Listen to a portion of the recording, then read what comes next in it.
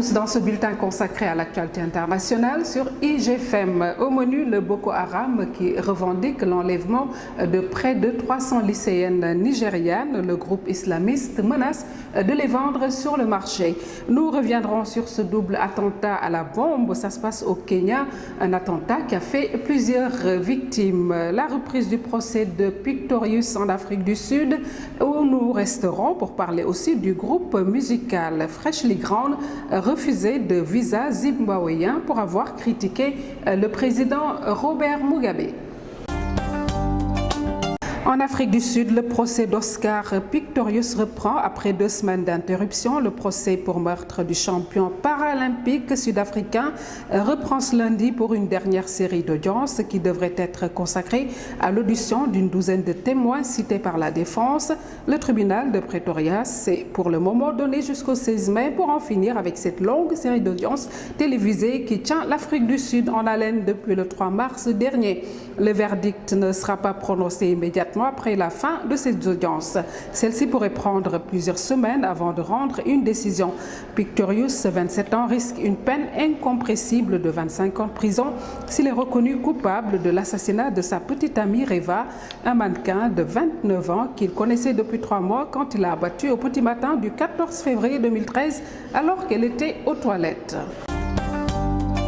Le groupe islamiste Boko Haram, dans une vidéo de 57 minutes obtenue par l'AFP, revendique l'enlèvement de 223 lycéennes. Aboubakar Cheko, que vous voyez en photo, le leader du groupe promet de les traiter en esclaves, de les vendre ou de les marier de force. C'est une revendication qui fait du bruit, non que des doutes subsistaient encore sur les auteurs du rap le 14 avril dernier dans leur établissement scolaire de Chibok, dont 53 ont réussi à s'enfuir et 223 sont toujours en captivité selon la police.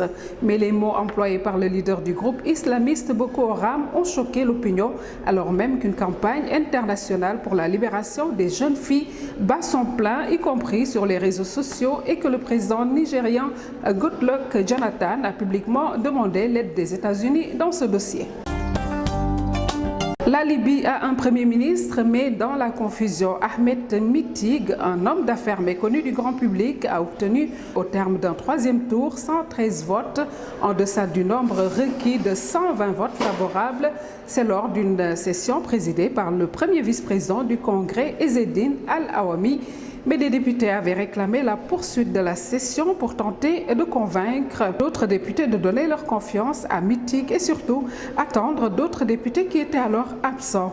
Le second président du Congrès, Salam Al-Marzoud, annonçait alors que Mitig avait pu réunir 121 votes et qu'il était invité à prêter serment comme Premier ministre, chose faite quelques minutes plus tard en l'absence du premier vice-président qui avait déjà quitté la salle. Le nouveau Premier ministre doit succéder à Abdallah Al-Temi, démissionnaire qui assurait l'intérim depuis le limogeage de Zeidam. Vendredi encore, au moins 9 soldats et policiers ont été tués dans des heurts entre l'armée et des djihadistes du groupe Ansar Al-Sharia à Benghazi.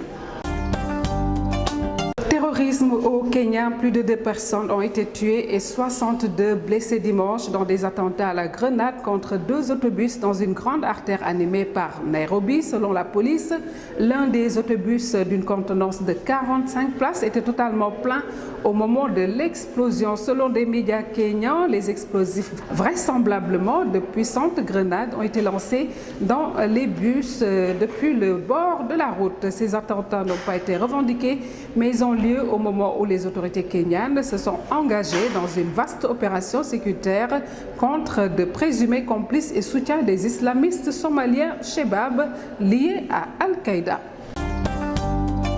Le Premier ministre Lee Keqiang entame une tournée pour renforcer les relations sino-africaines. Les relations entre la Chine et l'Afrique sont entrées dans un âge d'or, a tenu à assurer Lee Keqiang, le Premier ministre chinois, avant de s'envoler dimanche pour sa première tournée en Afrique depuis sa prise de fonction en 2013. En 8 jours, il visitera successivement l'Éthiopie, le Nigeria, l'Angola et le Kenya. Ce voyage au programme chargé intervient tout juste un an après une tournée africaine très médiatisée du président chinois Xi Jinping. Il confirme l'importance croissante des ressources africaines, dont le pétrole, pour l'économie de l'Empire du Milieu. En Mauritanie, le Forum national pour la démocratie et l'unité a annoncé ce dimanche son intention de boycotter l'élection présidentielle du 21 juin 2014. Le FNDU dénonce une date fixée de manière unilatérale qui enlève toute crédibilité au scrutin. Du côté du pouvoir, on dit regretter infiniment cette décision de boycott. Mohamed Mokhtar Ould Zamel, le chef du groupe parlementaire de la majorité, dit rester ouvert à toute proposition qui permette de débloquer la situation. En Inde, au moins 18 personnes ont été tuées et 112 autres blessées dimanche dans le déraillement d'un train. Ça se passe dans l'ouest du pays et les secours tentaient de dégager les passagers piégés sous les voitures renversées, a annoncé la police. Le train effectuait la liaison entre Diwa dans la banlieue de Bombay et la ville de Chawantwadi dans l'est de Maharashtra. Et puis sachez que le groupe sud-africain Freshly Ground s'est vu refuser dimanche l'entrée au Zimbabwe où il devait se produire au principal festival du pays à cause d'une chanson décrivant le président Robert Mugabe comme une poule mouillée craignant de quitter le pouvoir. Freshly Ground, qui devait jouer au Festival international des arts de Harare, a été refoulé à son arrivée à l'aéroport de la capitale zimbabwéenne. Le groupe a été renvoyé parce qu'il n'avait pas de permis de travail valide, a indiqué ce lundi Francis Mabika, porte-parole des services d'immigration du Zimbabwe. Extrêmement déçu, le groupe s'était vu déjà refuser l'entrée au Zimbabwe après avoir sorti la chanson Chicken to Change, trop heureux pour changer, dans laquelle il se moque du président Mugabe qui s'accroche au pouvoir depuis l'indépendance du pays en 1980. Voilà, c'est tout pour ce bulletin d'information sur l'actualité internationale dans IGFM. Merci de l'avoir suivi. Merci à nos partenaires de Reuters. On se retrouve demain.